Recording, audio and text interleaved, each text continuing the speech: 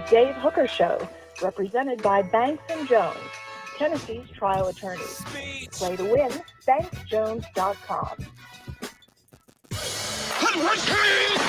The Dave Hooker Show. A presentation of Off the Hook Sports. Objective insight, expertise, top guests. Available on YouTube, Apple, Spotify, and the Off the Hook Sports app. Download now for free. Also available on offthehooksports.com.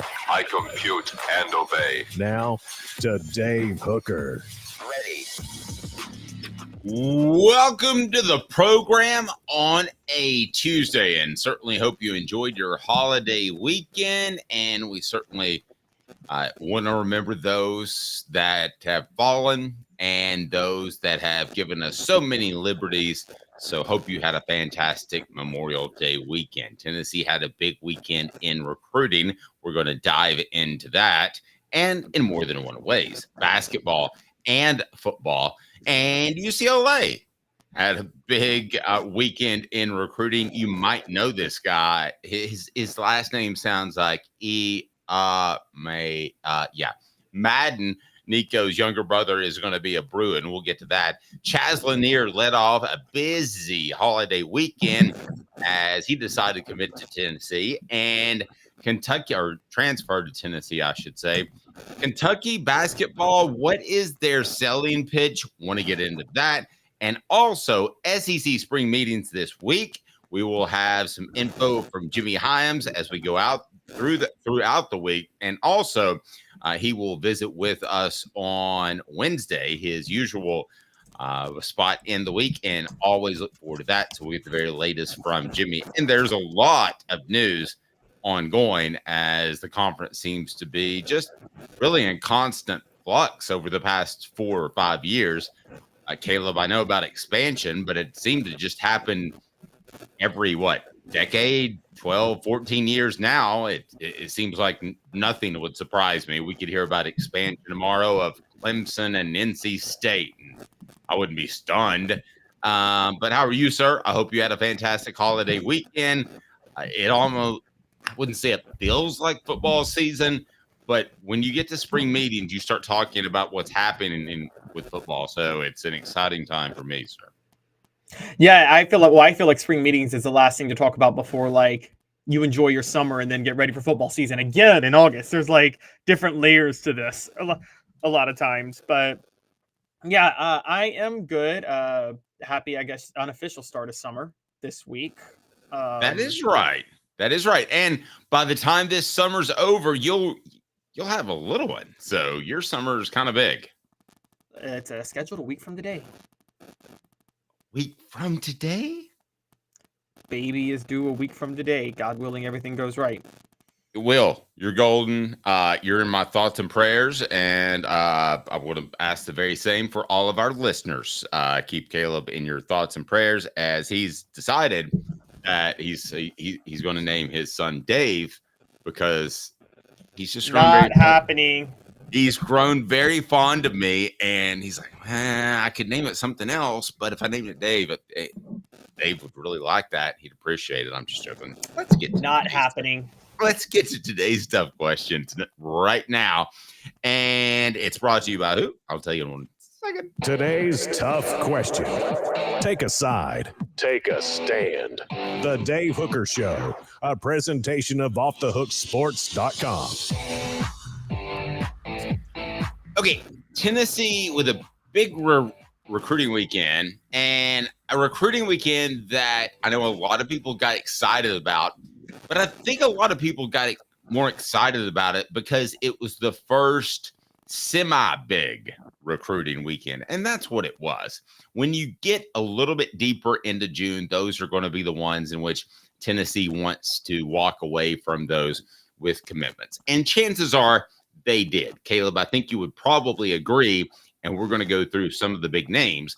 Some of these guys, at least one, maybe two, are probably silently committed. As long as everything goes okay, and I would like to pay the respects of seeing these other schools because I promised them, usually in these early, and I I think this is analogous to the mid-December when you only had the one signing period. So I thought the mid-December guys, they wanted to get the first look and see if anybody else could top them. But they probably got a couple of wink commitments, and we'll go through some of the names. But I think they came out of this in pretty good shape with a lot of guys. So you say, I distinctly remember over the weekend. And that's a prediction thing. Could be dead wrong. Go ahead. I know where you're going. So, guys, in case you guys forgot on Friday, Dave and I had a bet. We both thought Tennessee would get 1 pickup, but we said, is it more likely that they get 2 or 0? And Dave went all out to say 2. Okay, now, what was the time frame, though? What was the time frame? Before the weekend was up. And I gave you the I gave you the extra day. The weekend is more than up. It's Tuesday. I thought I was pretty sure I got a whole week with these guys. Like it was Friday or Friday. Wow, Dave. Guys, message board, you got to help us with this. I think Dave totally is rewriting the parameters of this. It was a weekend. I gave you the weekend. No, Dave, I actually think I understand where you were coming from with that, because traditionally there have been a couple of guys commit around things like this. I think this is indicative of Tennessee not recruiting well for 2025, but not the way you think. I think, and I said this on Friday, I don't think Josh Heupel is spending as much time as coaches usually do recruiting for 2025 or recruiting for next year. I think Josh Heupel has been so committed to 2024 being his year. He is spending every waking moment trying to study film and figure out an advantage that no other coach has figured out. I think Josh Heupel is doing, like, you know how, like, we all know this, Peyton Manning was so great because Peyton Manning made sure that he was spending 4 more hours a day studying film than anybody else when he was playing in the NFL, right? And so that his film study is what made him so great. I think Josh Heupel is trying to just out film study every other coach in college football right now to make sure that he can find every single possible advantage he can. And here's the other thing, and that I have trouble wrapping my head around, Caleb, is it's recruiting. Yes, I owe Kyle a t-shirt. Please, I'm going to put my email right here. I thought that they would pick up 2. So Kyle gets a t-shirt. I'm going to put my email right there. But here's the difference between the way recruiting used to be is it doesn't have to be everything. Caleb, it used to have to be everything. It was like a car without an engine. Nowadays, it's like Elon Musk has come along with this thing called transfer portal. And you can be okay in high school recruiting. And we're going to, again, go through the guys. You can be okay in high school recruiting, and then it's not even, I don't even like to call it a Band-Aid anymore. Was Hendon Hooker a Band-Aid? All these other guys that have transferred and been superstars, I mean, they're winning Heisman trophies. So I don't know that you have to be top 5 in recruiting. And Caleb, 10 years ago, this Dave Hooker would have called that Dave Hooker an absolute idiot. Yeah, I thought you had to be top 5 or you couldn't compete. And I just don't think that's the case anymore. And I'm having trouble wrapping my head around it. I agree. No, I'm totally with you. There are 2 things that outweigh top 5 recruiting talent now. One is the transfer portal. The other part, and I keep saying this, is experience. In this era of the transfer portal, Dave, would you say, I'd say attrition per team is about 100%, has increased by 100%. Wouldn't you say? Like, absolutely. More than doubled. In this era with so much attrition, doesn't it become an equalizer of talent? Especially when your body is in such a developmental stage. You know, yes. I mean, I've seen my son at a really goofy, gawkly kind of 17 years old, and now he's at 19, like it, you know, kind of grew into his body a little bit. So right.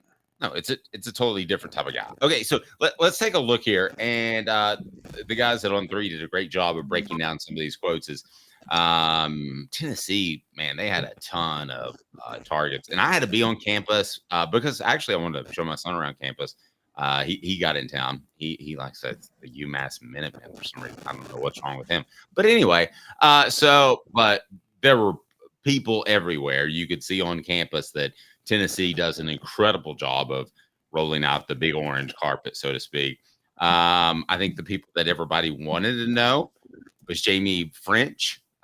He said he loved his visit, is what I was told on several different platforms, including a lot of the reports that I saw. And the funny thing is, he might be the one player that Tennessee's fan base is kind of gravitating towards.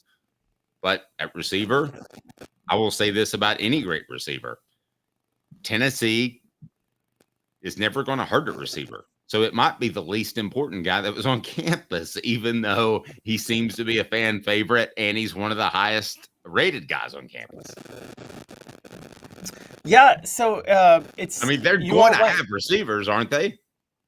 Yeah. Oh, absolutely, they're going to have receivers, and I think that they can get receivers from anywhere. And I think they're going to start recruiting more receivers, though, from the recruiting trail rather than the transfer portal, largely just because you can get a transfer portal. Players are going to look for more NIL money, and you can get a hypo discount if you're recruiting receivers from the trail. You just can. I mean, players, I guarantee you know more than I do, Dave, about this, but Tennessee's receiver room is loaded this year. I think a lot of those players that are in that room are playing at Tennessee for less money than they could have played for another school right now.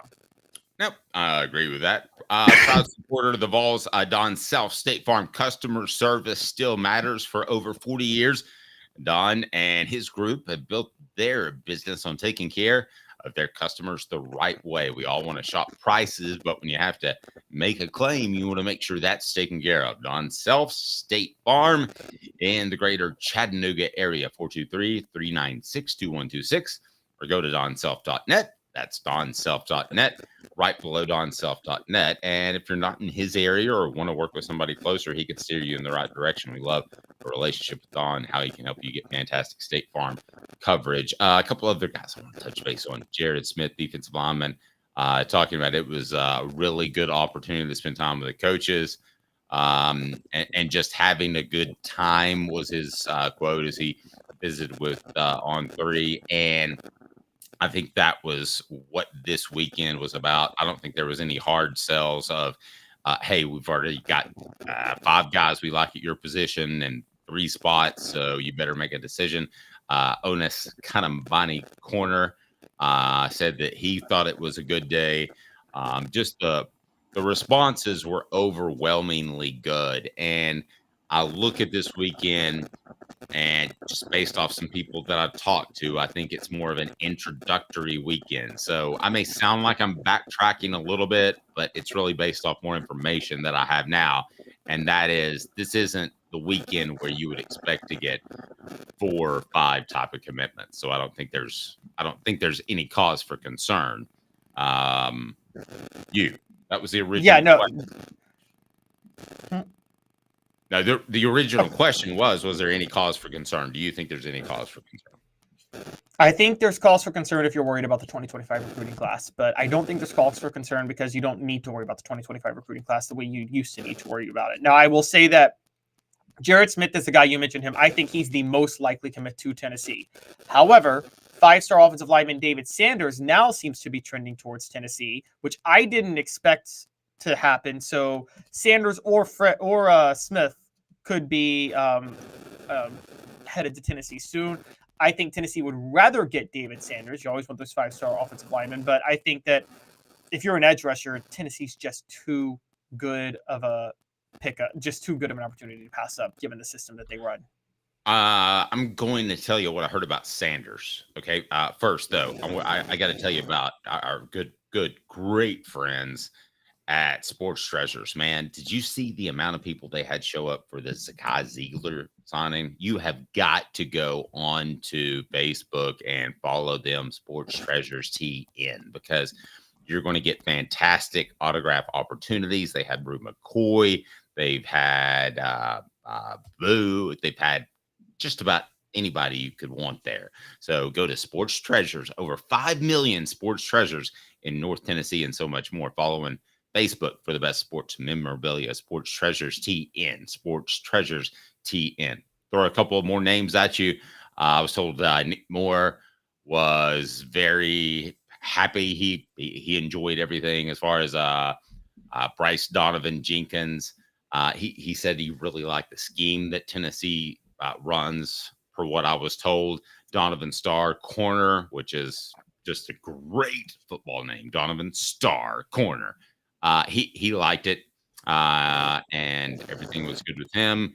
And then you mentioned David Sanders, and I think the 5-star offensive lineman is very interested in Tennessee. And if you start recruiting elite offensive linemen, when really that would be a luxury with his offense, then Tennessee could hit a whole nother level. And right now, he has strong interest from Georgia, who most think is his leader, Ohio State, Clemson. So Tennessee's got some, I think, room to make up. But I think they're in the hunt. And the young man out of Charlotte, North Carolina, right now, off the top of my head in this class, I can't think of anybody more desirable than picking up a guy that's this highly rated as an offensive tackle, as a guy that you would beat guys like teams like Georgia, Ohio State, and Clemson. Yeah, this is the next step for Tennessee. They got to start landing those big guys that they can start to win battles with. And that's, we talk about even just this year alone, offensive line depth is going to be a concern. So now the question becomes, I'm starting to say, I think they're going to start to land more tackles even through the portal because you can just get raw talent. The question is, are they going to be able to land the guys in the middle that can actually pick up the offense quickly? Because there's a lot more thinking going on with the interior line. And I think that is a concern for Tennessee going forward. Because the interior line we talked about, it is more important for interior linemen to be smart than it is for any lineman to be physically gifted in this system of Tennessee. I agree with that. I think Andre Currig really struggled to pick up the offense and some of the nuances. I think that was a real factor last year, especially without Cooper Mays there to help him. I agree. A guy named Madden commits to UCLA. For those of you that like a guy named Nico, you probably know who I'm talking about. Madden Iamaleava commits to the Bruins. Now, you know where Tennessee is in the future. George McIntyre, who's not as highly rated as Nico was, but you are still talking about the elite of the elite. Nobody turns down the third, fourth, fifth best quarterback in a class, right? Nobody says, "Oh, no, darn, just got him." He's just a 5-star. So, and McIntyre is that. So, is he number 2 in the nation like Nico was? I don't know. But you could get involved with this Madden situation. But I've seen far too many times, and I want to discuss some of them, where package deals are maddening, and oftentimes they happen at the quarterback position. So we're going to talk a little bit here about the leak situation. And for those of you younger than let's say Caleb, you might not remember that situation. There's the Clausen situation. There are all kinds of times in which you try to make package deals work at the quarterback position, but they don't work. So I haven't seen Madden play, but just in and of itself, I think it's probably better for all parties involved not to get too intertwined. And unless he's the greatest thing ever and Tennessee felt like they needed to go after him, I think they're probably fine with him going to UCLA. I think so too. And also, I was asking Dave this morning, I don't believe they have any of the younger brothers. So it's not even like you have to do this to try to get somebody else. And they have their quarterback for 2025, George McIntyre. So they already have their guy. More importantly, not only is George McIntyre more highly rated than Madden, he's not going to come at the same cost. If Nico's coming at a price of $2 million a year, what do you think Madden is going to come for? Or I don't think he's going to cost more than Nico, but you're going to have to shell out some way more money for him than you would have for George McIntyre. And so I don't think it's as big of a deal. And you're right. Like, you can do – Tennessee got CJ Leak so they could get Chris Leak. They probably would have gotten Chris Leak had they never picked up CJ Leak, honestly. Had they never done that and had the disastrous situation where they had to bench him against Georgia in 2002 because Casey Clausen was hurt, they probably end up landing Chris Leak. But because the coaches had to bench Chris Leak 2 drives in, CJ Leak 2 drives in, Chris Leak felt that they lied to him, that they broke their promises, that they sabotaged him. And I will say this. I covered all those teams. everything that Caleb said is exactly right. Yes. 110% right. And they took Rick Clausen to get whom? To get Jimmy, and then and then we saw how saga.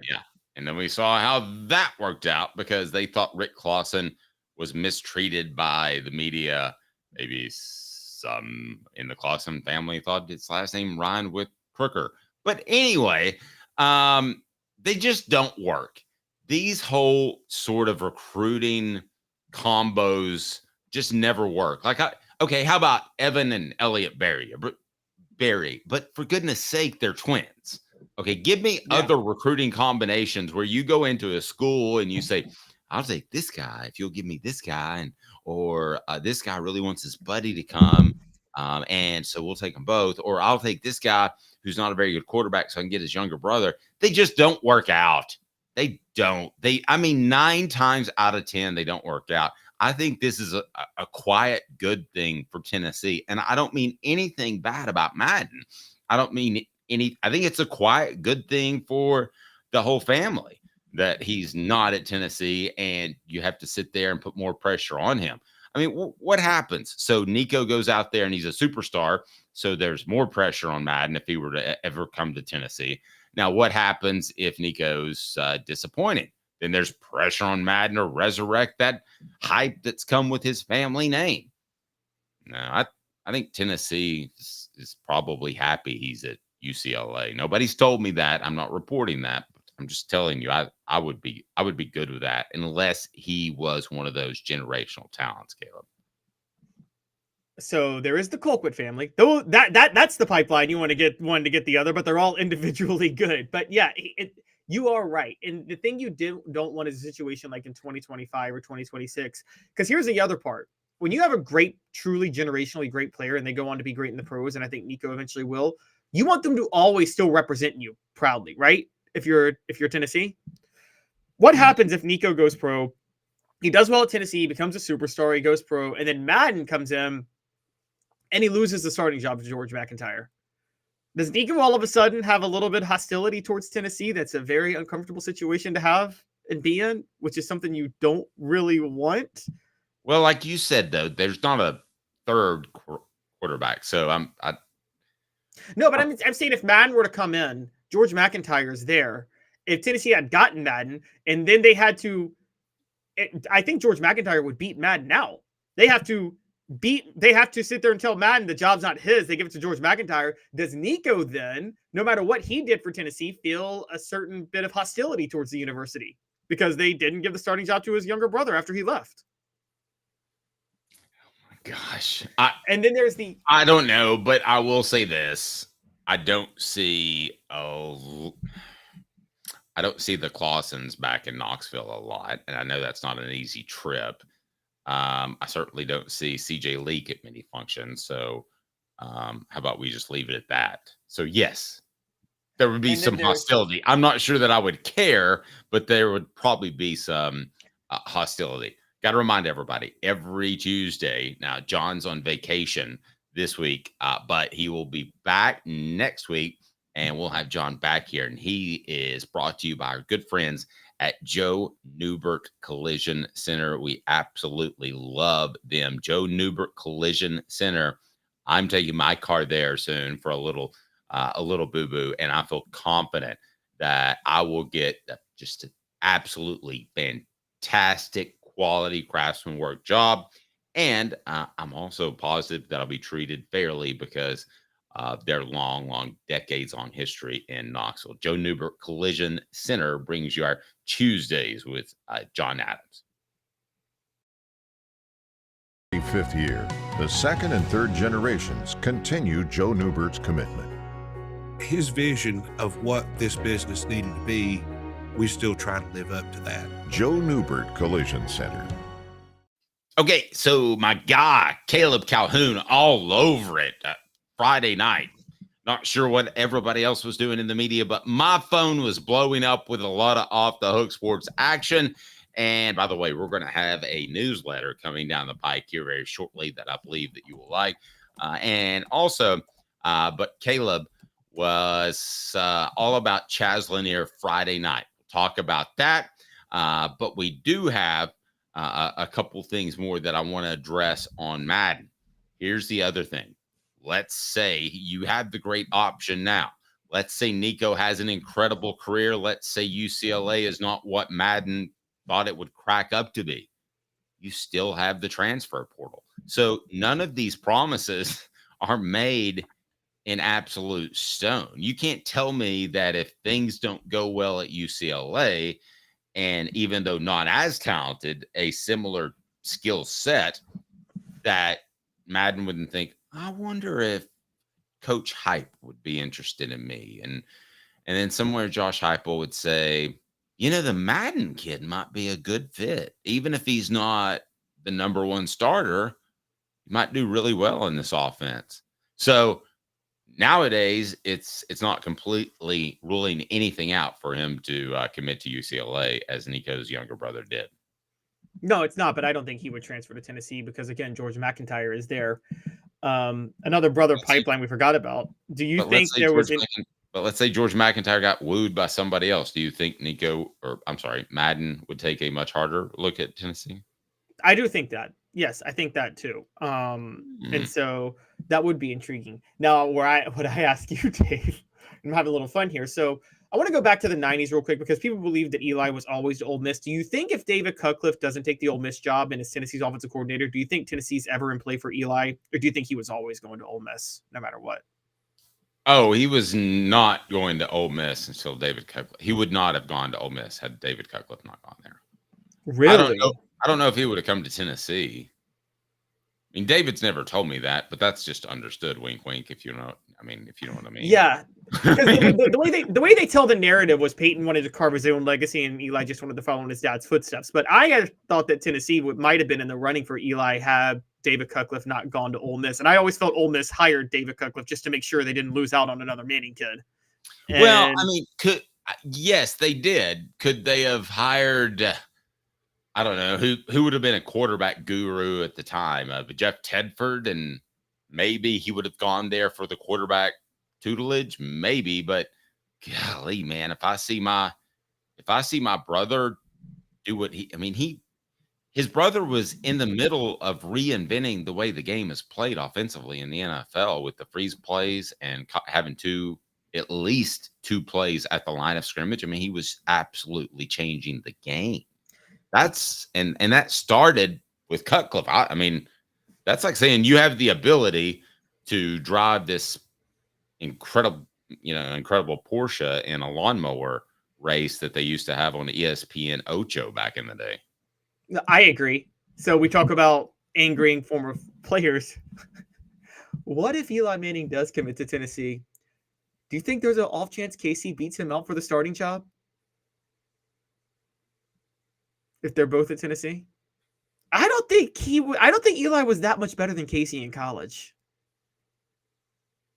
Golly, well, I'll tell you what, I'm not going to be. This is the difference between this show and another. I'm going to tell you, oh, well, absolutely not. He's going into the Hall of Fame. He won 2 Super Bowls. But if you would have asked me at the time, I thought that Eli was a little bit overrated and he was getting more first pick love because of his lineage. And that was not a great quarterback class that year in the NFL draft. So there was a time where I would have agreed with you. I would have thought that. But I love Casey's guts, right? Okay, but also I agree. And people compare them, but they only compare them after seeing Casey developed by Randy Sanders and Eli developed by David Cutcliffe. Imagine Casey developed by David Cutcliffe. I'm thinking he might be better than Eli. It's an interesting conversation. This might be another topic one day. Who would have won the starting job between Casey Clausen and Eli Manning? And just for good measure, Chris Sims commits to Tennessee too that year. And let's see who wins the starting job post T. Martin between those three. Yes, Chris Sims, the best official. I mean, just best official visitor ever. That's who you want. You want a guy that's going to come on campus, commit to you, and then change his commitment, which throws your quarterback recruiting crazy. And then in his first interview at Texas, he says that Tennessee is segregated in their football department. Thanks, Chris. Which, by the way, if he felt that, why did he commit in the first place? There you go. He's Caleb Calhoun. I'm Dave Hooker. Stay tuned. We'll have this day in Tennessee sports history coming up here momentarily. I remind you that the program is brought to you in good part by our good friends at Ray Varner Ford. They're in Clinton. Trust them. I can tell you that. When I am set to make a car purchase, Ray Varner Ford right there in Clinton. All-wheel drive, $31,954. 24 Ford Edge, all-wheel drive, $37,975. 24 F-250 4x4 Crew Cab, $54,760. Ray Varner Ford, your East Tennessee Ford dealership. Sports Treasures in North Knoxville is one of the South's largest sports cards and memorabilia dealers, featuring over 10 million sports cards from vintage to modern. Sports Treasures carries a full line of hobby boxes, singles, autographed memorabilia, Tennessee Vol collectibles, fan cave decorations, and so much more. See a museum full of collectibles at Sports Treasures, 4819 North Broadway in Fountain City, and Sports Treasures on Facebook. Sports Treasures, where the real sports fan goes to shop. Have you seen the latest TriStar Hats Co. product? TriStar Hats Co.? What's that? You know, those really cool hats, shirts, tumblers, and even license plates with 3 stars like the official Tennessee flag and stripes like the American flag. Pretty patriotic if you ask me. Ah, gotcha. Seen those. Those are cool. Where can I get them? Simple. TriStarHatsCo.com. And if you order now, there's 10% on any order $50 or more. Plus, use the promo code HOOKED. With the promo code HOOKED, you get 10% off. That's hooked. And don't forget free shipping with any order over $50. Stock up at TriStarHatsCo.com. That's TriStarHatsCo.com. There are plenty of wannabes out there, so make sure you go to TriStarHatsCo.com for the best quality and customer service. Will do, and I'll be sure to use the promo code HOOKED. That's hooked when I do, to save an additional 10% off. TriStarHatsCo.com. TriStar Hats Co. is a trademark of TriStar Hats Co. LLC. Any use without express written consent is prohibited. Now in its 45th year, the second and third generations continue Joe Newbert's commitment. His vision of what this business needed to be, we still try to live up to that. Joe Newbert Collision Center. The Dave Hooker Show, represented by Banks & Jones, Tennessee's trial attorneys. Play to win, banksjones.com. You're listening to The Dave Hooker Show, a presentation of offthehooksports.com. The internet is full of pictures of each and every one of you.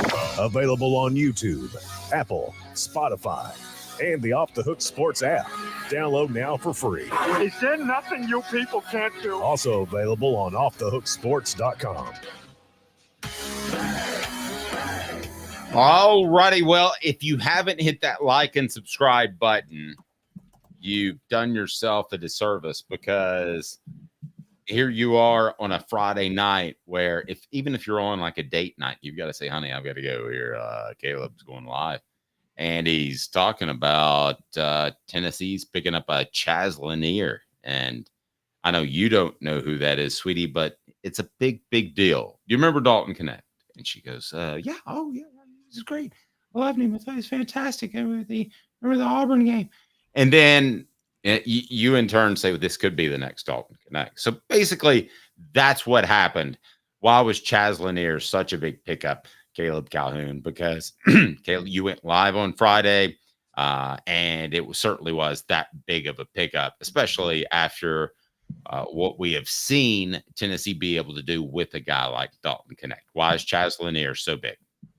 Yes, so guys, I am not a hypocrite, and people stop hypocrisy shaming me right now, because I said hypocrisy shaming. You're allowed to hypocrisy shame.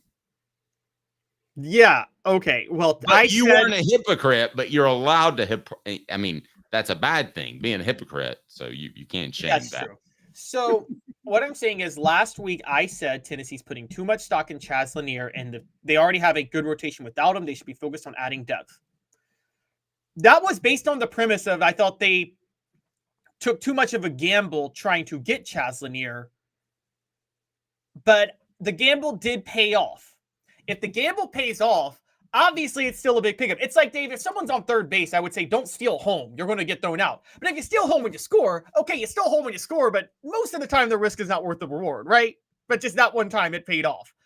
That's what I felt they were doing with Chaz Lanier. They stole home and somehow made it home and were able to score. So what I would say with Chaz Lanier is this. Yeah, I differ from that. Okay. When a BYU came into the conversation, I thought one thing: this young man is trying to leverage himself, and I have zero problem with that. It sounds like a no-no, like you shouldn't say that, but I'm telling you that I believe that is the case, and I think he probably did so. Did he get $20 more, $20,000 more, $200,000 more? I don't know, but I think that he was in a unique position in order to leverage two rivals against each other, because really it was Kentucky or Tennessee. Really, it was Tennessee the whole time, I was told. They just felt like he went out and tried to get what he could, and they had no problem with that. But then the market settled itself, which is why I love a free market society. And you and I've talked about this politically, but and it settled itself, and he got a little bit more, and good for him. So really, I mean, you definitely weren't wrong. If Tennessee had to, if it was going to put them in some sort of bad situation where they couldn't fill out their roster, and they do still have two more vacancies on the roster, and suddenly you're sitting at three vacancies, and because Chaz Lanier strung you along. But I don't think you were ever wrong. I just think Chaz wanted to leverage it for more money, and barring Tennessee saying that's all we got, he was going to be a Vol. Okay, I can get with you on that. I can get with you on that. So he was trying to leverage, so they weren't putting too much stock. They knew they always had him. Yes. Either way, and I'm not theorizing. That's kind of the way it shook out. I can tell you that. Which again proves the point. You're not wrong in any shape, form, or fashion. Now, we are also talking about a wing score that you're hoping to develop into Dalton Knecht. Well, so let's get to the basket. Talk to the basketball part about it to me, because that's what I want to get into, because it's pretty cool. Yeah, he's a pretty good player. Yeah, so he's a 6'4" guard. He was a single-digit scorer for 3 years, but last year broke out, averaging 19.7 points a game. And here's the key part. He hit 3.5 threes a game and shot 44% from three, 88% from the free throw line. So he's a scorer, but a highly efficient scorer. Here's the thing Chaz Lanier does. He adds to Tennessee's rotation to allow them to go 9 deep now. He's an extra shooter, an extra option for a shooter, which, as you and I have talked about, Dave, you can never have too many three-point shooting options in college basketball anymore. Yes. The more the merrier, because you just want to be able to have so many shooters that it's impossible for all of them to have an off day in the NCAA tournament. There's not just John Paxson. That's my spot up shooter. You can have 4 of those guys, and you've got a better basketball team for it. Exactly. The other part this does, and this is actually kind of like how the philosophy of recruiting quarterbacks back in the day, Dave. And I'm going to do the analogy. Remember the philosophy that you should always have 2 to 3 solid scholarship quarterbacks on your roster, because no matter how good one looks in practice or whatever, you just don't know how they're going to look in the game, right? And you need to have another option just in case. I got in trouble one time because I snickered when a coach told me that, because I thought to myself, how in the world are you going to have 3 solid scholarship quarterbacks on your team? And now with the transfer portal, it's even more impossible. Right, exactly. But ideally, you need that. It's the same with the go-to scorer in basketball. Before you start it, but as you go into a season, if you have a new team, you need 3 players at least that could all be your go-to scorer. So if one can't do what Dalton Knecht was able to do last year, there's somebody else that can. Because what Tennessee had last year that was such a big deal that they never had before was those Rick Barnes teams that go on scoring droughts. They could call Dalton Knecht and say, hey, Dalton, get us out of this drought. We're in a bad scoring drought. We need you to get us out of it. Well, from a schematic standpoint, Darlington Dubar is that replacement. But you don't know if he's going to be able to be the go-to scorer to score you out of a drought. But now you have him. Now you have Chaz Lanier. You have Cameron Carr developing. Chaz Lanier is another option for that because he could be that. So in many ways, Chaz Lanier fills a puzzle piece. He adds more depth. He's another option at shooting. And he's another potential guy that could save their offense when they're in a funk because they got as many as they could. Rick Barnes got as many as he could to see who would actually fill a void. And most importantly, he's another one of these guys I keep talking about, which is an elite scorer, an elite shooter that is a senior that is looking to just fine-tune his game enough to be able to be an NBA caliber prospect next year. These are the guys Rick Barnes wants on his team. Rick Barnes does not and should not, and made mistakes when he did, go after one-and-done freshmen. One-and-done freshmen don't want to develop. They already know they're ready for the NBA. Honestly, I don't know how you feel, Dave, but I think it's stupid that half those guys can't just go straight out of high school to the NBA anyway, because they don't look like they even belong in college a lot of times when they're playing. That's totally different conversation, but yes, I agree with you. Yes. Okay. So I'm gonna throw this at you. Okay. So you play when I know you go to a casinos from time to time. Do you play blackjack? I play blackjack. But okay. I'm not much of a gambler when I'm at casinos, but yeah. Okay. Do you ever play multiple hands? Have you ever played like 2 or 3 or 4 hands? It's not a good sign, and maybe I haven't either, but maybe I have. But I tell you what, I would rather have, let's say the dealer has a bust card and I have a bunch of 8s and 9s, or I have a bunch of 18s and 19s. I got 4 of them. So what you're saying is you got 4 guys that might be able to fill some sort of role as a wing scorer, either be it a guy who take it to the hole or who can shoot. Whereas last year you had one blackjack, his name was Dalton Knecht, and this year you've got 4 chances to win it, but you don't feel like one guy is Dalton Knecht. No, you have 4 options for the Dalton Knecht of the go-to scorer.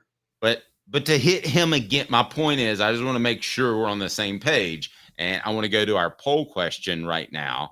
It's Chaz Lanier will be blank than Dalton Knecht. And I say better, more options all around. Good, but not Dalton good. Wait and see.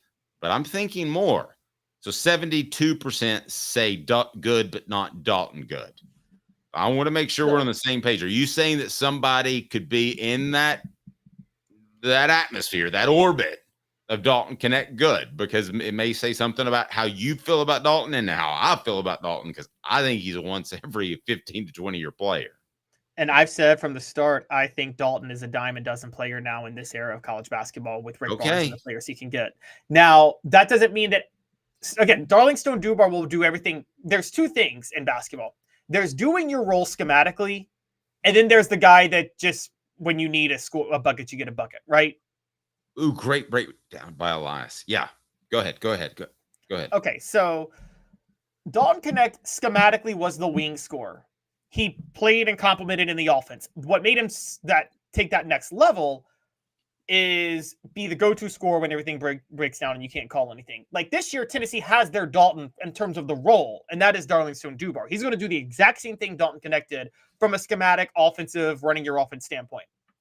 And Chaz Lanier is going to fit in that role too very well.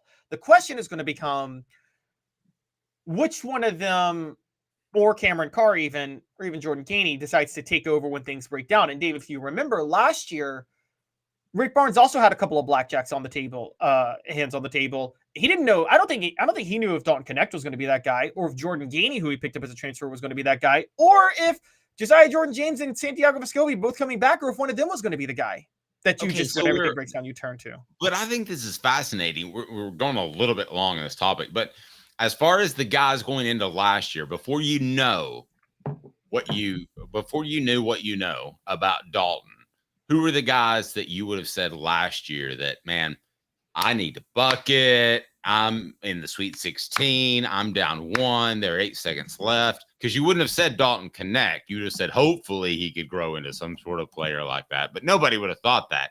But going into last year, I think that just tells you how I believe that college basketball is about to hit a renaissance because the regular season is going to matter again. And I think more players are going to stay. And you're going to know North Carolina's starting lineup because you saw them play last year in the tournament. And there was enough NIL money to keep them there, but not enough NBA money to pull them away. So I'm excited about basketball. So I ask you that. I mean, what players do you think going into last year, you said to yourself, they can be the bona fide scorer? Yeah, I think it came down to Santiago Vescovi or Dalton Knecht and Jordan Gainey. And I think I thought I'm not saying I predicted Dalton Knecht or Jordan Gainey. I thought it was going to be Santi Vescovi. I thought it was going to be Vescovi was the main scorer in the backcourt last year. Clearly I was wrong. That didn't happen. But that's where I thought things were landing. This year, the main scorer could be Darlington Dubar, Chaz Lanier, Cameron Carr, Jordan Gainey, and someone just brought up Igor Milicic Jr. Dave, Igor Milicic is a 6'10" post player who hits 2 threes a game and shoots 40% from outside. That's a Dirk Nowitzki type. Literally, I've watched this tape.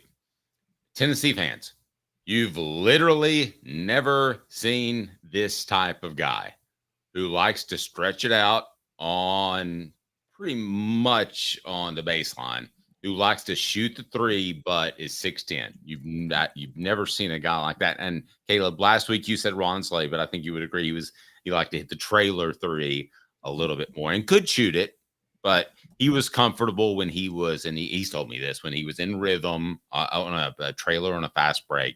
That's a little different from this guy. I don't think you've seen a guy that's just going to bounce it out and say, give it to me. And do you have a forward that can get out here and guard me? The answer 9 times out of 10 is going to be no. The answer every time I've gone is this was incredible service. Quality Tire Pro. The Eberle family has been serving Chattanooga's community since 1957. All major brands of tires, full service automotive, brakes, alignments, oil changes, and more. All work is covered by a nationwide warranty. Cherokee Blvd or online at qualitytirepros.com. Qualitytirepros.com. Tell them that Off the Hook Sports sent you. Off the Hook Sports sent you. Say, hey, Bo, right there in the Chattanooga area. Hey, Bo. Caleb, do you want to go to this day in Tennessee sports history? Anything else do you want to add to Chaz Lanier? Where are you on that? Well, I just want to add 2 things with this, and this is what's a big deal. According to Synergy, which is very analytical and ranks offensive efficiency, Tennessee now has the most efficient offensive player in the country from last year in Chaz Lanier, who averaged 1.2 points per possession used for North Florida last year. And they have Darlington Dubar, who ranked 4th in the country, averaging 1.15 points per possession. Meanwhile, like you said, you add Igor Milicic Jr. Guys, Tennessee, I think you're going to see the best 3-point shooting team in college basketball next year. And you're going to see a team averaging 80 points easily with that 3-point shooting. I just think they are that good offensively now. Isn't this do you agree with me that we're going to see a renaissance in college basketball? Yeah, I'm going to give you an example. Georgia guy, he knows who Zakai Ziegler is. North Carolina guy, he knows who Zakai Ziegler is. If he's a college basketball guy, and I'm just picking Tennessee's example, but there's going to be some name recognition. Like I can remember, I would know the starting lineup, Hurley, Leitner, and I didn't like Duke, but I knew the starting lineup for North Carolina, for UCLA going into the season. Now I'm lucky if I could name 5 players total. You are going to hear, not only is a renaissance coming, I think there is one, because of the desire to play. Mature players want to play for people like Rick Barnes and coaches who are going to develop them. They're going to start, Dave, and I'm dead serious because Dalton Knecht's doing this year.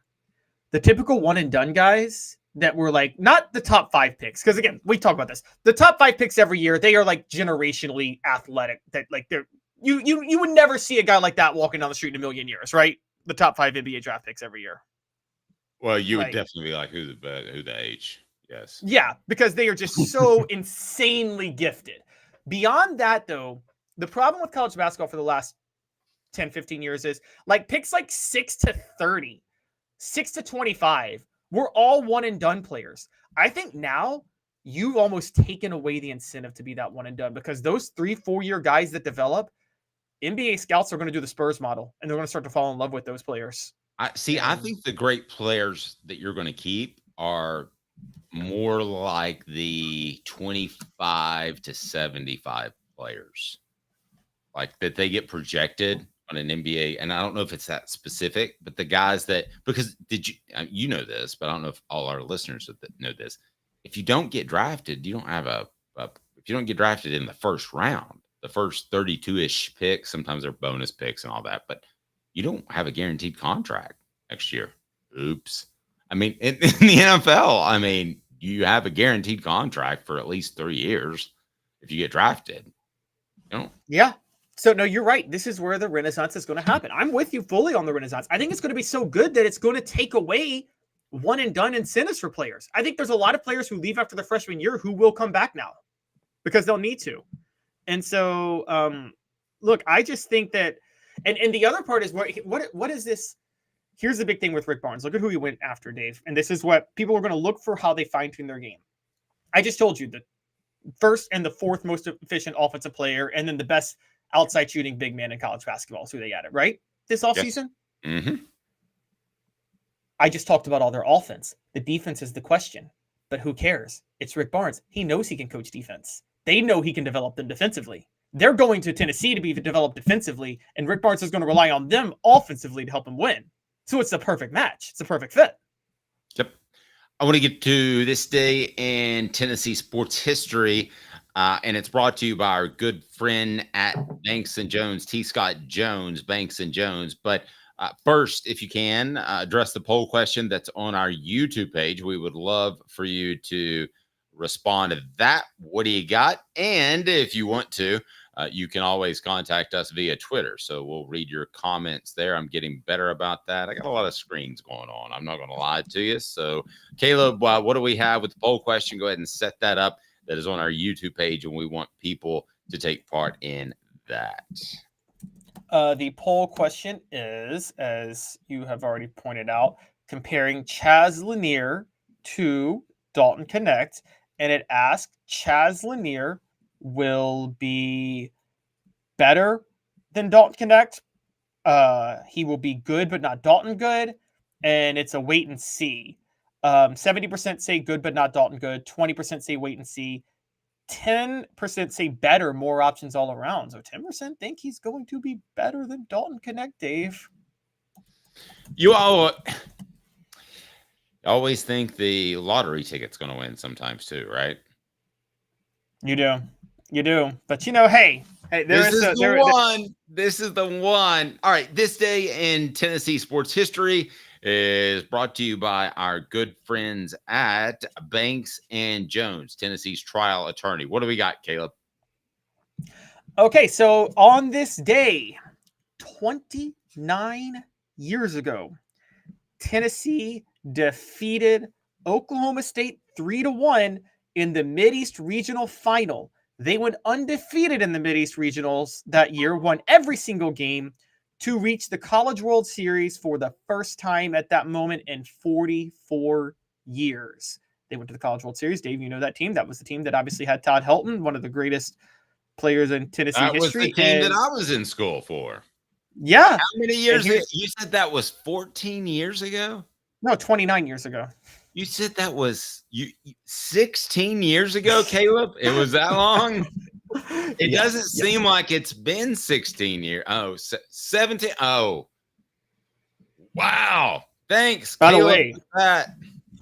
1951 made the College World Series and also won the national title that year. That was an epic time to be outdoor sports for Tennessee athletics. We could say that. Yeah. Did I mention that Banks & Jones also does criminal defense, because Caleb just attacked he attacked me. He made me feel really, really old just then with this day in Tennessee sports history. The show represented in part by Banks & Jones.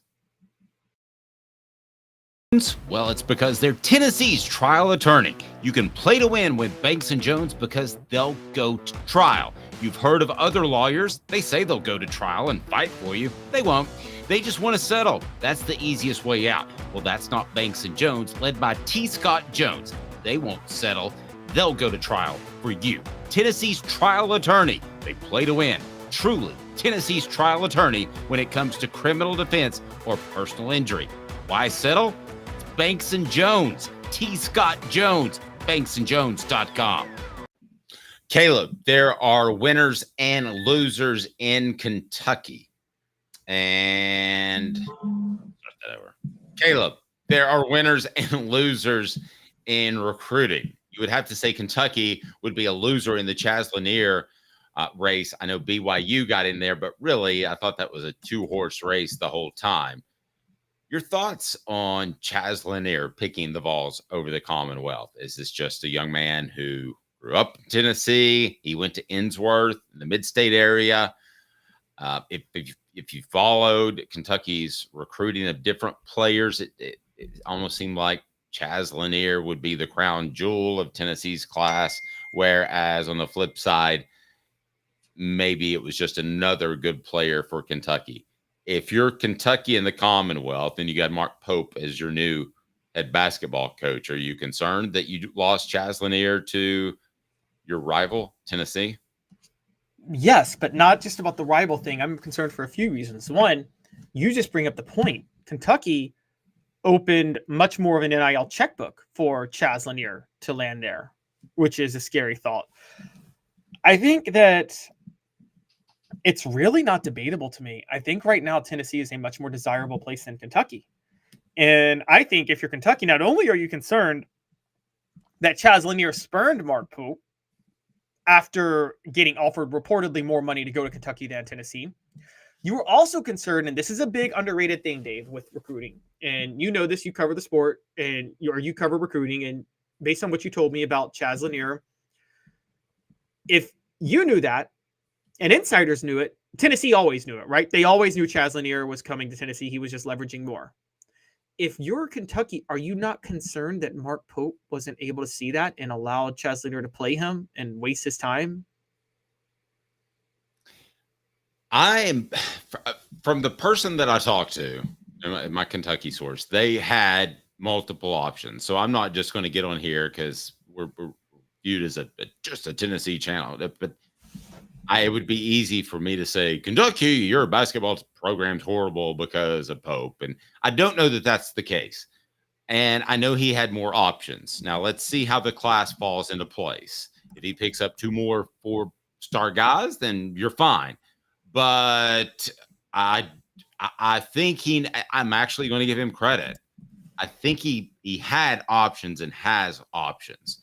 Now, if nobody falls here soon, that fits what they needed in Chaz Lanier, then maybe you have a little bit of a concern. But I'm actually going to say that based off really digging in over the past couple of weeks with the Chaz Lanier situation, I'm actually a little encouraged by Pope and his options that he has in recruiting.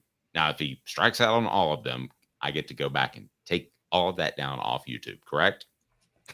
Yes. Well, this is all going to come down to I believe today's the NBA draft withdrawal decision. And so Jackson Robinson, I'm not going to say anything about it because if I say it, it would be outdated very quickly. But the first round of NBA draft withdrawals did not include Jackson Robinson. And that was the other backup option if they didn't get Chaz Lanier. So, but if he is staying in the NBA draft, then you can start to get very concerned about Mark Pope. But again, let's throw that out because we don't know if he is or if he isn't. And as of now, we can't make that call. I can just say that he did not withdraw. He was not part of the initial withdrawal from the NBA draft. Jackson Robinson was not. That is who Kentucky needs to go after the most heavily. However, if Mark Pope doesn't land him, then yes, I think there's a lot to be concerned about at that point. And I guess where I'm at with it is, and I said this about Kentucky for a while, people can disagree with me and cry all day about me saying this, but Kentucky did not recruit those players John Calipari brought in the last 15 years. John Calipari brought in those players. If you sent John Calipari to Iowa State, Dave, he's getting the same recruiting class as he got the last 15 years. He's getting the exact same dudes, and their jerseys will look a lot cooler. Yes, exactly. I mean, it's not like an Oregon football thing, but it's close sometimes. I don't know if you glance at their jerseys, but it seems like Nike's trying out stuff for them. I don't think that they're overly hurt, except for the fact that it was Tennessee. I think if you're Kentucky, you'd rather lose somebody to Florida or somebody else because they had a family tie there. You just don't like losing guys to Tennessee for the most part. I think we could definitely agree there, right? Well, would they rather lose it to Tennessee or to Louisville? Could they at least respect losing to Louisville, because Louisville is like, okay, you could say kind of an actual peer in basketball, and they don't really want to see Tennessee as a peer at all. They want to see Tennessee like at a significant level beneath them in basketball. Quite possibly. Rick Terry Jewelry Designs. Man, Rick Terry Jewelry Designs is fantastic. They want to be your jeweler looking for affordable game day jewelry. How about the Fire Opals, a Tennessee tradition? RickTerryJewelry.com. That's RickTerryJewelry.com. We love Rick and what he's able to do, and we've got a brand new promotion that's coming out where you can win some fantastic Fire Opals for your loved one, and certainly that she's going to appreciate that. I don't think there's any question about it. Now,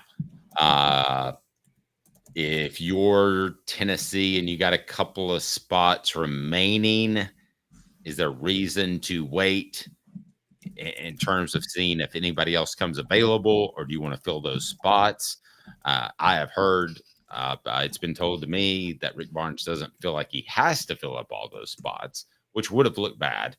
And we're going to talk more about that. But if you don't get Chaz Lanier, do you have to fill up those 2 spots?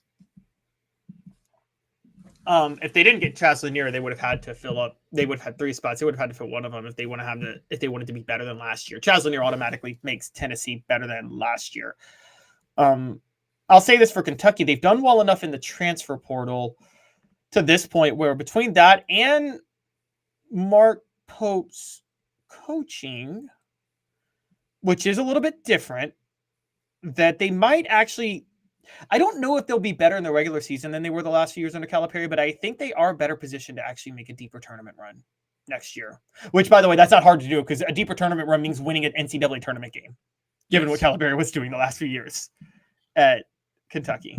Well, when I talk to Kentucky fans, they really like this guy, but everybody, Tennessee fans like Butch Jones at one point. So you always like the new coach, but when I look at the coaches that had success there, it's funny to me because I'm not going to pretend to tell you I know a lot about Adolph Rupp, but he doesn't seem like a slick type of guy. Rick Pitino seems like a slick type of guy. Obviously, John Calipari seems like a slick type of guy. It almost feels like at times that Kentucky wants to be somebody they're not. That they've had their best success when they've had the slick ones. But it just Tubby Smith, I know, won a championship, but Caleb, did you think he outcoached anyone during this time? Well, I actually thought Tubby Smith was a great defensive coach, and that is what helped him win a championship. Tubby Smith kind of was very simplistic with the offense, but he had a very aggressive man-to-man style defense that fit the team. I thought Tubby Smith did well, but I get what you're saying. Like Rick Pitino, that following Rick Pitino, who was all offense and all three-point shooting, that was so much more fun to watch during that time. You're right, Adolph Rupp. After Rupp, there was Joby Hall, who just looks like the nerdiest guy to ever coach a basketball game. I got to be honest with you. Joby Hall did. He does. Well, let me ask you this about let's put ourselves in the place of a Kentucky fan, and I want this on the message board too. It's not going to be a poll questions, but what the H? What the? What was he thinking? Release the hounds. The Dave Hooker Show. Keep cool. A presentation of OffTheHookSports.com. If I would have said this a year ago, you would have said I was crazy, but I'm going to say it now. Kentucky is better off going into this basketball season with Mark Pope and John Calipari. Calipari as their head basketball coach. Boom. They're better off this year. Are they better off long term? Are they better off long term? Yes. They had Calipari long term. And I've spoken to enough Kentucky fans that I hear them. And he just kept bragging about the billions he was making in the NBA, and they'd have the all-billion team. And it was just like, ugh. Okay, you tell me though, Dave. Let's go back. I feel like I want you to get on here every day and say, I hate that we didn't win that Marconi Award, but boy, this thing's gonna make me rich. But okay, I get they're happy about losing Calipari. But Dave, I know this with Kentucky fans. Kentucky basketball fans are like Washington Commanders football fans, and I want to be clear about this with Washington Commanders football fans. Have you ever? I don't know if you guys have ever been up here, but if you are up to the DMV, excuse me, but if you ever see a quarterback succeed for like a second in Washington, they all of a sudden think that's the greatest quarterback of all time, and it goes to their head. I think Kentucky basketball fans, they force themselves to fall in love early with their coach. I bet you they thought Billy Gillispie was going to be the greatest coach in history. You bet I thought that? I bet you Kentucky fans thought that. Oh. Now, Tennessee fans fell in love with Butch Jones because they were desperate for some sort of non-CEO in football, and he ended up being terrible. But I remember the Derek Dooley hire, Dave, and half of Tennessee fans were never, ever going to get on board with the Derek Dooley hire. I have to be honest. When Billy Gillispie was hired, I didn't have a strong feel either way, other than I didn't want to ride in a car with him. All right, lots to get to. Let's go ahead and do that. Okay. We're going to be back in exactly 2 minutes. Coming up, a favorite part of the show. We will get some thoughts and comments from Jimmy Himes. There are a lot of things going on at SEC spring meetings that's happening right now. Is it national title or bust for the baseball Vols? Kudos to those fellas who we thought they were tanking, and I did, and everybody did. And then they just go ahead and win it all. That was interesting. Portions of the program brought to you by TriStar Hats. Go to tristarhatsco.com, tristarhatsco.com, or you can click on it right down below. For the latest in TriStar Hats, go to the original. They've got hats, apparel, and more. tristarhatsco.com. Use the promo code HOOKED. That's HOOKED to get 2% off. HOOKED. That's 2% off right down below. A great partner of the program. So coming up, we've got a lot to get to. So hang tight. You give me 2 minutes, and we give you the latest on Tennessee Vols and more. 5th year, the second and third generations continue Joe Newbert's commitment. His vision of what this business needed to be, we still try to live up to that. If we wouldn't put our family in it, we're not going to put their family in it. If you're going to say that you're doing the best work in Knoxville, now saying it's one thing, producing it and providing it's another. The largest family-owned collision center in Knoxville is Joe Newbert Collision Center. Hi, I'm Rick Terry, and we at Rick Terry Jewelry Designs pride ourselves in the highest quality craftsmanship from a family-owned business here in Knoxville for over 35 years. At Rick Terry Jewelry Designs, we also take pride in being an affordable option for all your game day accessories, especially those fire opals. At Rick Terry Jewelry Designs, we want to be your jeweler every day and especially on game day. Go Vols! Hi, Mike Davis here with City Heating and Air, reminding you to always dare to compare. Our team provides quality local heating and air service, installation, and maintenance across East Tennessee. We use only the best equipment like American Standard heating and air conditioning for your residential, new construction, or commercial needs. Honesty, dependability, and customer satisfaction have been the cornerstones of our business since 1961. City Heat and Air. Dare to compare. Experience it all at Ray Varner Ford in Clinton. Need a quick fix or maintenance? Visit our Quick Lane Tire and Auto Center. Keep your Ford running smoothly with the experts in our service department. Ready for your next Ford? Our sales team is here to guide you to this 24 Ford Escape all-wheel drive, $31,954. 24 Ford Edge all-wheel drive, $37,975. 24 F-250 4x4 Crew Cab, $54,760. Local you trust, experience you can afford. Ray Varner Ford, your East Tennessee Ford dealership. The Dave Hooker Show, represented by Banks & Jones, Tennessee's trial attorneys. Play to win, banksjones.com. Who's this guy? Hello, wizard. The Dave Hooker Show, Who? a presentation of Off the Hook Sports, What? YouTube, Apple, Spotify, and the free Off the Hook Sports app. Back to Dave Hooker. We're getting all hyped on the message board. It's okay. It's been a long weekend, I know.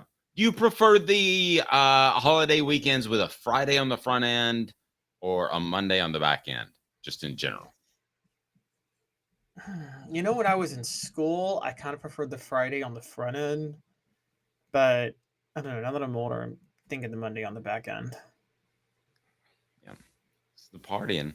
That's what it is. Apex Apparel Group Designs, 15% off your first order. The link is right down below, but just call Tyler at 865-919-3001, 865-919-3001, and he will take care of you when it comes to your promotional wear for your business, a design, brand, market, unique products that will promote your business, and 15% off if you mention Off the Hook Sports. Tyler's number is right down below, 865-919-3001, 865-919-3001. Please tell them that we had you call for your business. Support our sponsors. That is why we are here. And Tennessee wins an SEC championship over the weekend. This is a team that has very, very good pitching. This is a team that looks like they are a step better than everybody else, and Vegas agrees with me, and we'll get to the odds. This is a team who feels like the perfect answer to that team 2 years ago that Caleb got everybody excited and I thought imploded because of their lack of discipline. Is it national title or bust for the Diamond Vols? Yes. And it's not just because of the Diamond Vols. It's not just because of what the Diamond Vols bring to the table.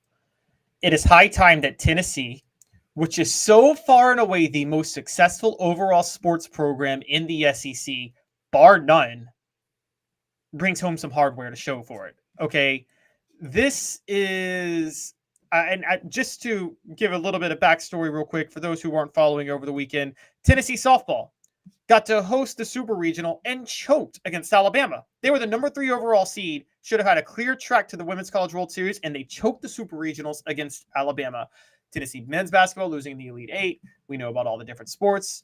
Tennessee baseball, 2 years ago, the number 1 overall seed, choked the Super Regional against Notre Dame. For the sake of the university, at some point, somebody has got to bring home a natty. I mean, we have a story up right now. Tennessee Athletics is on top of SEC sports for a 3rd straight year, and they are going to be the best SEC program in the Directors Cup. They may win the Directors Cup, by the way. They are the only school in history to win SEC regular season titles in men's basketball, softball, and baseball.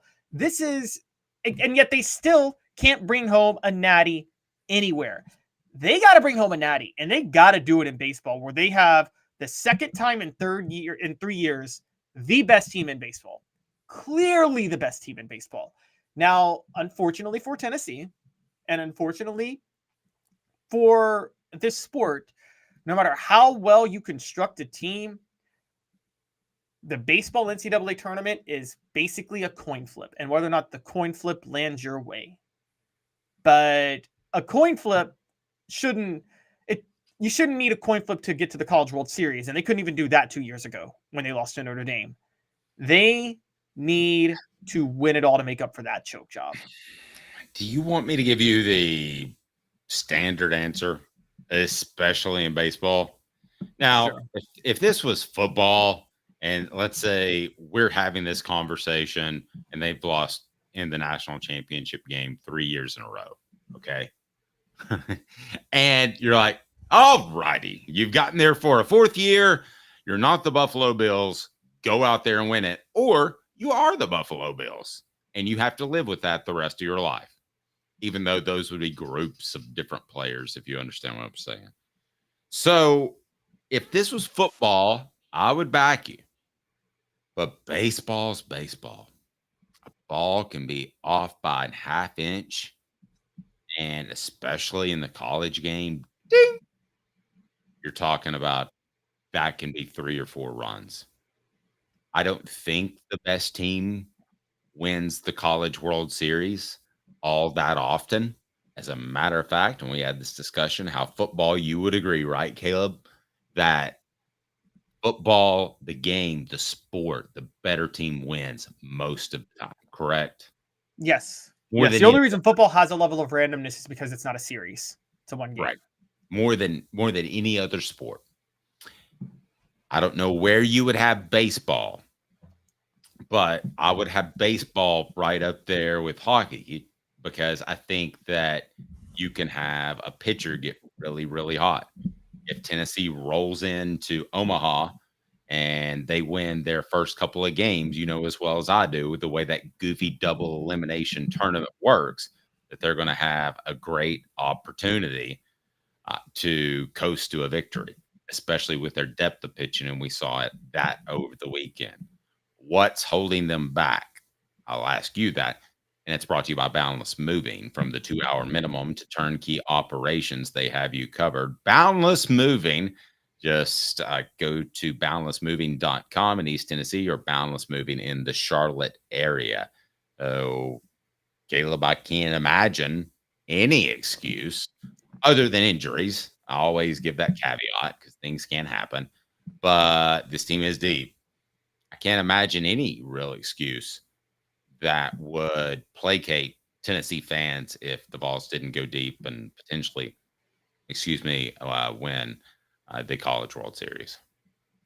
I can't either. And baseball, while I'm with baseball, is the luckiest sport of all sports. Okay. And for anybody that, people talk about the Braves choking all those playoff runs. No, they were just unlucky. It was a bounce of the ball, wasn't it, with those Braves teams more than anything else? I mean, they were a few pitches away from being 3-time World Series champions during that whole 14th Street division title run. And instead they got one and people call them choke jobs. But there are times in baseball where your talent can be so much deeper and so overwhelming that you actually leave less to chance than traditionally in baseball. It's the one sport that's like this. And I'll give you an example, Dave, because you're a fan and you know this. Remember the 98 New York Yankees? The summer that saved baseball, everybody talked about McGwire and Sosa. What no one talked about was that entire Yankees lineup.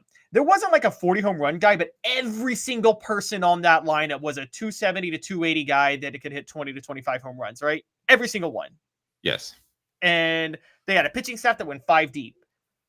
They didn't win that World Series because of a coin flip. They won that World Series because they were that much deeper than everybody else in the sport by a long shot.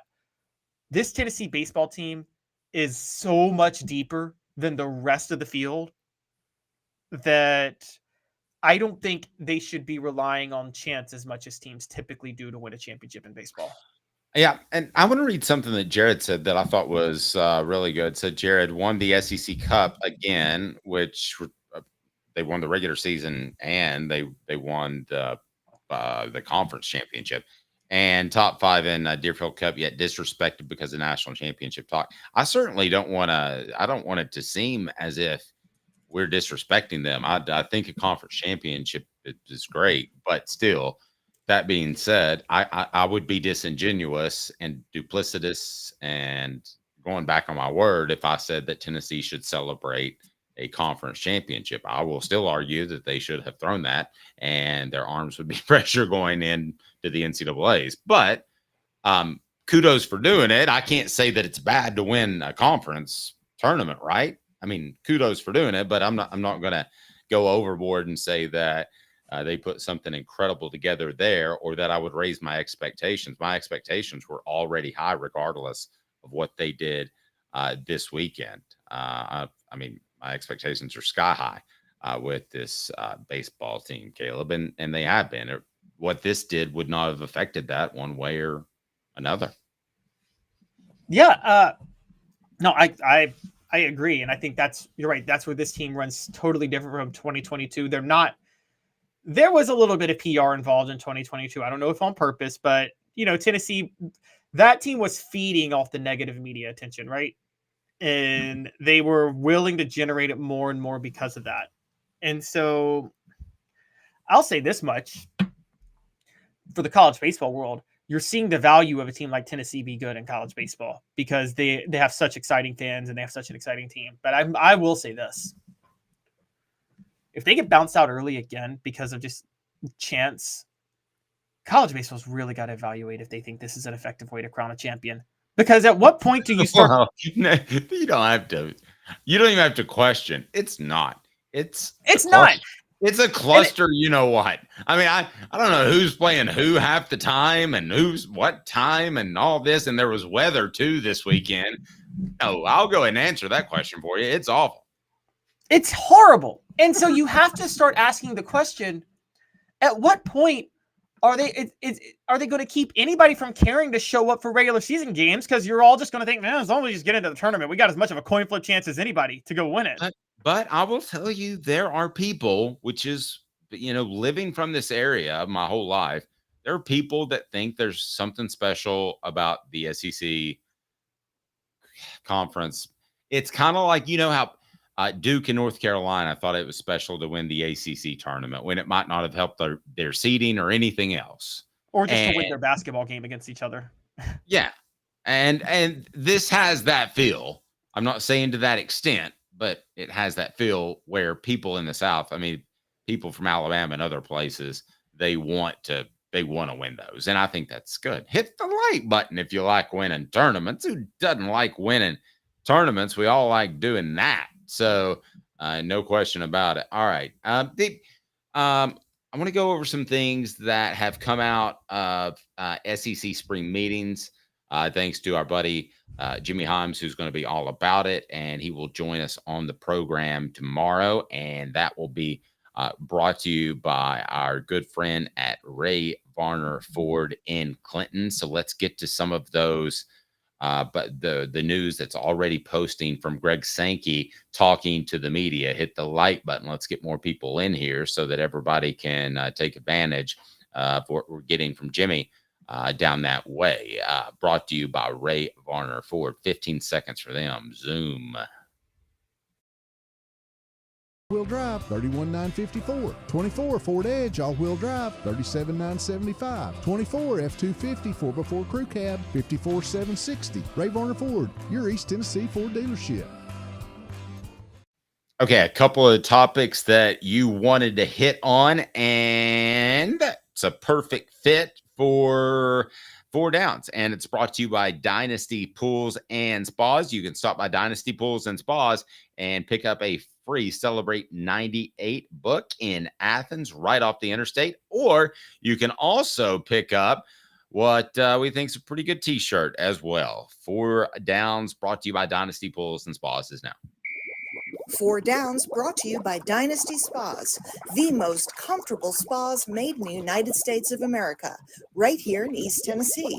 Drop in for the all-new showroom in Athens. Dynasty Spas, perfect for all 4 seasons.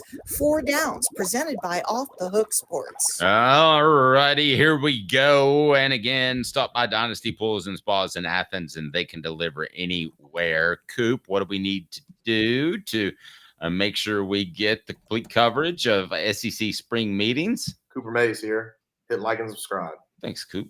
Coop here. First down. Coop wants us to talk about scheduling. Greg Sankey says there's nothing likely planned to be addressed beyond the 2025 season. Well, A, that's surprising. B, that you're not even optimistic that that could be done. Or could it really get addressed that you start off the week with like, we're not going to figure out who's playing who in 2026. Just going to warn you that. That seems odd. For those that don't know, in the NFL, Caleb, there's a rotation of which division plays which divisions. So you have an idea. This is, to me, bizarre that I feel like there's going to be some huge announcement out of left field before we know it in the coming days, weeks, months, years, and they're going to have a scheduling model. But right now, it doesn't seem like anybody can get along on any of them. Greg Sankey is operating the SEC the way newspapers operate. Newspapers, as you know, do their layout nightly, day to day. Got to figure out. You go into work in the morning with the newspaper. You have no idea what the front page is going to look like the next day. But with Sankey, with running a league, you're supposed to know 5 or 6 years in advance what it's going to look like. And I don't get this. Greg Sankey's been wanting a 9-game schedule from the start. There are a couple of problems with it. And this is partially his fault. The SEC has little incentive to go to 9 games. A lot of the schools don't have any incentive to go to 9 games because the payout won't be any better. And they want to make sure they can get to a bowl game. So they want those 4 easy non-conference games. And then they want that payout for going to a bowl game. The reason is ESPN has made it pretty clear. They have no interest in even renegotiating with the SEC to give them a better deal on their contract now. Yep. Here's my theory. I'm not going in that direction, but my theory is this. Greg Sankey wants to see what the power structure of the football coaches are going to be in particular, because Nick Saban's gone. So I think he's going to be like, I want to visit with these guys a couple of times. I wanted to get to know you before we work together. I think that there are a couple of significant changes. Whereas when Nick Saban walked in the room, he had 50% of the gravitas, the control of the room, not to go Latin on you, but he had that. And now Kalen DeBoer, he has at best, 1/18th, and he may not want that. I don't think Steve Spurrier went and tried to enact a lot of change. So I don't know who controls the room. I think that's what he's waiting for. I think that's a big factor. Greg Sankey on Jaden Rashada. He's the quarterback that Florida couldn't find. Oops, I've lost your NIL contract. That's my bad. And he had to go to Arizona State and then is now back at Georgia, and he's suing the University of Florida. Now, particularly, he's suing Billy Napier as a person, which is a big deal. Greg Sankey says, I don't like lawsuits. I'm not a fan of those. Well, no kidding. Get ready for at least. I'm going to put the over under at a half dozen more of lawsuits that deal with SEC teams over the next 2 years. So it'll be a while before we pay off this bet, but I'll give you a stake bet over under 6.5 lawsuits from players to SEC schools. I get Texas and Oklahoma, even if it predates it. If you give me those schools, steak dinner. How about that? Texas and Oklahoma. I just want those for numbers. I just need. Yeah, fine. I'll play this game with you. Yes, I don't think most SEC programs are as incompetent as Florida, so I don't think it'll be 6.5. Good answer. Now I will say this. I think again, I didn't get Greg Sankey's quote though. I'm not a fan of lawsuits. I'm like, are you saying you're not a fan of the Jaden Rashada lawsuit? What are you saying here, buddy? Are you saying that players should have the power? That hinted to me that here's what I believe that was. He's heard of others, because I guarantee you there's a dozen, if not 24 players, and you would recognize their name if you're a recruiting fan, that are considering doing the same thing depending on what happens with Jaden Rashada. I will guarantee you that. And I think that he, through that quote, is putting a little bit of pressure on the individual schools to tidy up, get it taken care of. If you promise this kid the money, get him the money, do what you got to do. Or if he showed up 380 pounds and he's not good enough to play anymore, find him another school, do something. Do you see what I'm saying, Caleb? I think this is a subliminal hint to say, get your stuff in order, because you don't want a bunch of player coaches lawsuits flying around. Okay. I mean, I could see that. I think I'm reading everything that a lot of people are in wait and see with the Jaden Rashada lawsuit. Let me ask you this. Do you think Jaden Rashada is the only prospect that Billy Napier messed up on? You don't think he had the same sales pitch to every single one?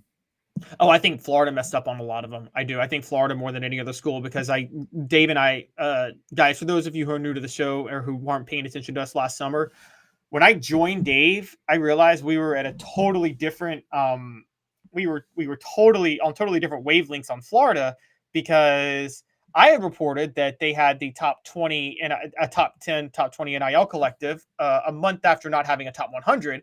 And Dave came back and he's like, well, that doesn't make sense because everybody I've talked to down there says that they have no idea what they're doing. So how do they have a top 10 collective now? We kind of came to the conclusion that Florida rushed together a collective without knowing the money they had to run it. And they had that former baseball guy to spearhead it. You know what I'm talking about. I've already forget his name. The Shapiro. Yep, I know. I do know here. Yeah, I was kind of like, and this just in. The money is the most important part.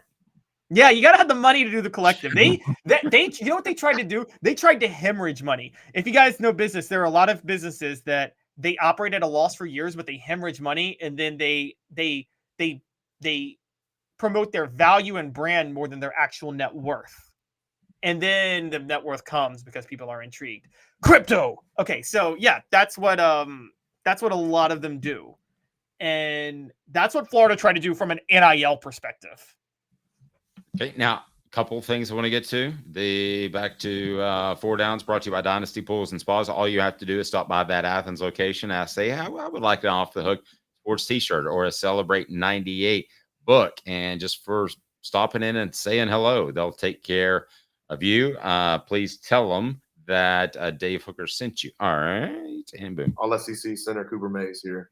4th down. Yeah, we're jumping to 4th down because these are similar. No, we're going to go back to 3rd down. Tennessee center Cooper Mays here. 3rd down. A national standard for NIL, no movement. Everything seems to be in the air, is what he told Jimmy Hyams. So yes, there sounds like there'd like to be a national standard.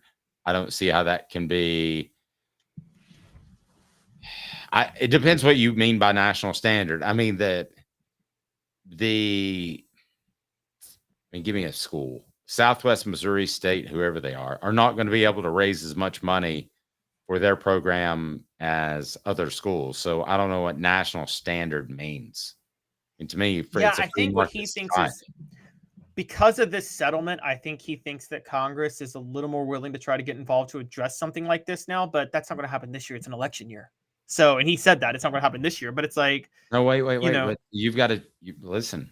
You're not going to believe this. I interviewed him at 2022, Greg Sankey. I interviewed him at the 2022 SEC Media Days. And I said, I haven't heard anybody ask you for a timeline. And he said, oh, well, these are the midterm elections. And I said, oh, okay, so that's out. And he goes, yeah, and next year they've got a full docket. And then he said, and then you've got the regular elections, which is what we're at now, 2024. And then he said, well, and then you don't know what's on next year's docket. Congress doesn't care to help out. They're not going to. Well, he's got his fingers crossed that they help out, but I don't think they're going to help out. Why are they going to help out? Yeah, it's we've got a lot of things going on with the country, and we're not going to turn this into a political show, but there's a lot of things going on for those of you that own a business or for those of you that are out, in the weeds, so to speak. I mean, I don't think Congress is going to say, oh, man, we almost forgot. Before we recess for the summer, we have got to address college football. Oh, good news. Did you hear they have their video game back? I don't think that's going to happen, Caleb. No, I don't think. Well, here's the thing, though. This is the problem. Congress, the only time they ever get anything done, it's when it's stuff that nobody cares about. Like when they try to ban TikTok or something like that. And now, there's TikTok, and now they're going to address college football because they'd rather do that than address real problems facing the country. So they actually might get their hands on this. And then what they'll do, they could pass something that they can be like, oh, look at us coming together to solve problems for the country.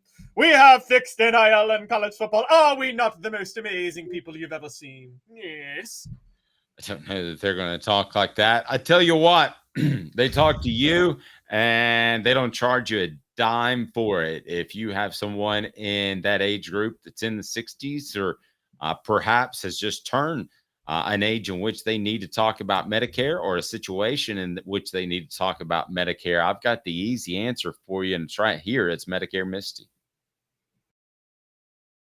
19 years this year. I've been in the community since 1993. You're getting a lot of information. Unlike when you were working, they made the choice for you. Now you have to make the choice. Come to us and let us help you make it easy. Call Medicare Misty, MedicareMisty.com or 423-777-5577. Let us help them sleep at night. And we call her Medicare Misty.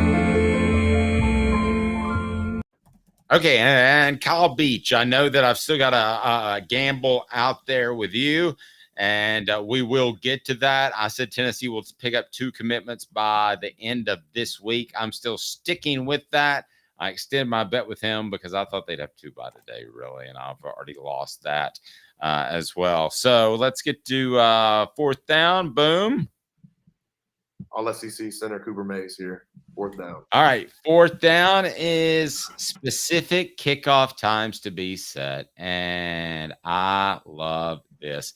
You have to admit, one of the things that the NFL has over college football is, I know that a game's coming on at 1:05, 1:15, 4:15, 4:25. I mean, I love the cleanliness of an NFL day. I don't like searching around. I know where they are. And I think you would agree that the way they're going to do it now, where they're not going to have announcements that are 6 days away, will be better for the fans that are attending the game and the television fan that wants to be able to watch what game he wants to watch.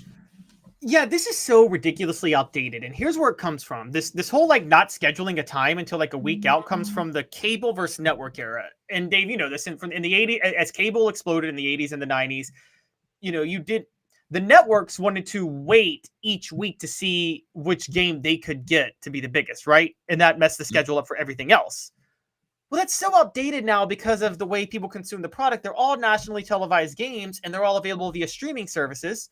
So it didn't make sense. It's much easier now. It's not like you're missing out on something if you don't just go ahead and set the game times now, particularly with these direct contracts with the leagues. So I just wish, and this is only partially, the full times of the first 3 weeks and then all the noon kickoffs after that. Can't they just schedule every game? Like, are they really like, oh, this is a top 5 matchup, we need to move this to 7 o'clock at night versus noon? So what? Just let it be. You already, like, also with the 12-team playoff happening, you don't really need to make top 5 matchups primetime television anymore. Well, I'll tell you this too, though, but I think part of the reason they did it is because the SEC was so top heavy. I mean, there wasn't a premier game for the most part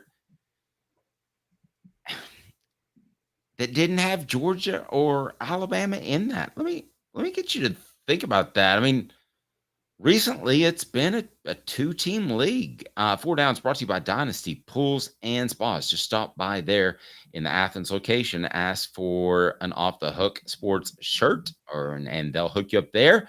And also, we can take care of you with Celebrate 98 book. So there we go. That's Dynasty Pools and Spas.